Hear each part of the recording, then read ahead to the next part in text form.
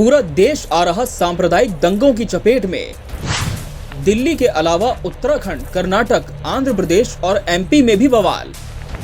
हनुमान जयंती के अवसर पर निकले जुलूस के दौरान हिंसा। दिल्ली मामले में अब तक 2 नाबालिग समेत 21 गिरफ्तार।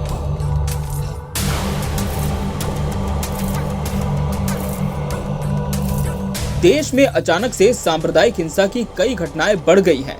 शनिवार को ही देश के अलग अलग हिस्सों से हिंसा की घटनाएं हुई। देश की राजधानी नई दिल्ली के जहांगीरपुरी इलाके में हनुमान जयंती के जुलूस के दौरान भीड़ की हिंसा के सिलसिले में अब तक 21 लोगों को गिरफ्तार किया जा चुका है। 2 नाबालिग भी गिरफ्तार हुए हैं। कर्नाटक के हुबली शहर में एक सोशल मीडिया पोस्ट पर सांप्रदायिक हिंसा के बाद धारा 144 लागू कर दी गई। यहां 12 पुलिसकर्मी घायल हो गए। आंध्र प्रदेश और उत्तराखंड से भी हनुमान जयंती के जुलूस के दौरान हिंसा की घटनाएं हुई। शनिवार को देश के इन हिस्सों में सांप्रदायिक हिंसाएं हुई हैं।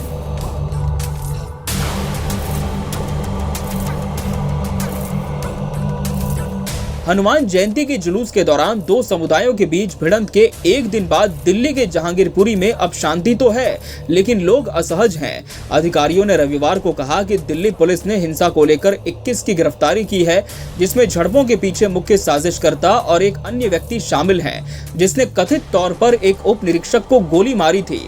उन्होंने बताया कि घटना के सिलसिले में 2 नाबालिगों को भी गिरफ्तार किया गया है। पुलिस ने कहा कि 2 समुदायों के बीच संघर्ष के दौरान पथराव और आगजनी हुई, जिसमें 8 पुलिसकर्मी और एक स्थानीय व्यक्ति घायल हो गया। कुछ वाहनों को भी आग के हवाले कर दिया गया। अधिकारियों ने कहा कि मामला क्राइम ब्रांच के पास भेज दिया गया है, जो जिला पुलिस की मदद से मामले में आगे की जांच करेगी। पुलिस अधिकारियों ने कहा कि जहांगीरपुरी का रहने वाला 35 वर्षीय अंसार हिंसा के पीछे मुख्य साजिशकर्ताओं में शामिल है।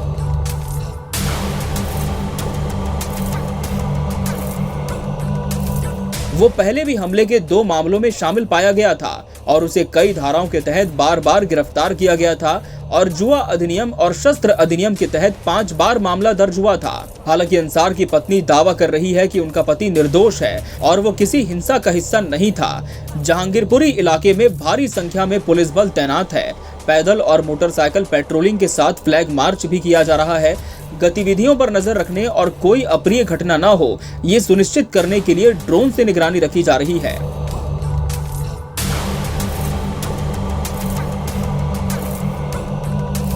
कर्नाटक के हुबली में रविवार को एक सोशल मीडिया पोस्ट को लेकर भीड़ ने पुलिस कर्मियों, एक अस्पताल और एक मंदिर पर हमला बोल दिया।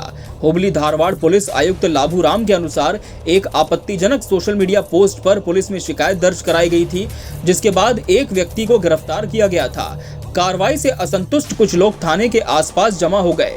आधी रात के आसपास एक बार फिर बड़ी संख्या में लोग पुलिस स्टेशन के आसपास इकट्ठे होने लगे और उन्होंने भारी पथराव किया। इस घटना में लगभग 1 दर्जन पुलिस अधिकारी घायल हो गए। पुलिस के बयान के अनुसार पुलिस वाहन और पास के एक अस्पताल को भी नुकसान पहुंचा है।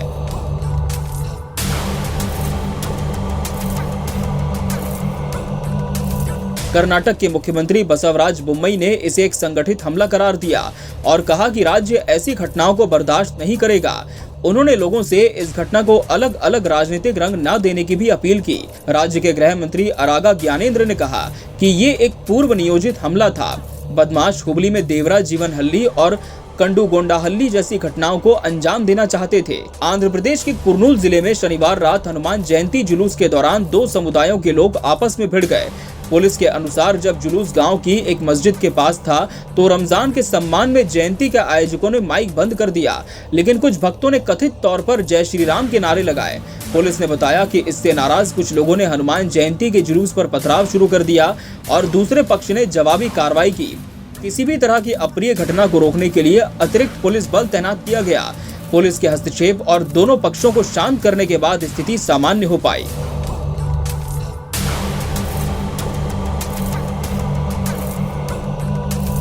उत्तराखंड में शनिवार शाम हरिद्वार जिले के रुड़की के पास भगवानपुर इलाके के एक गांव से गुजरते हुए हनुमान जयंती जुलूस पर पथराव किया गया, जिसमें 4 लोग घायल हुए।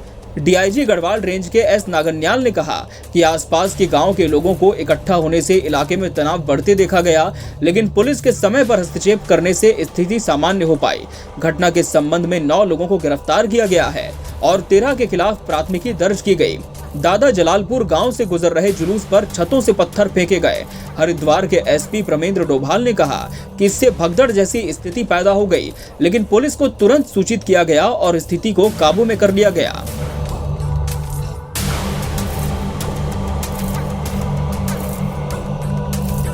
सांप्रदायिक तनाव बढ़ रहा है। 2 अप्रैल से 10 अप्रैल को रामनवमी सहित हिंदू धार्मिक जुलूसों के दौरान सांप्रदायिक झड़पों की कई घटनाएं सामने आई हैं। हिंदू और मुस्लिम संगठनों ने एक दूसरे पर हिंसा भड़काने का आरोप लगाया है।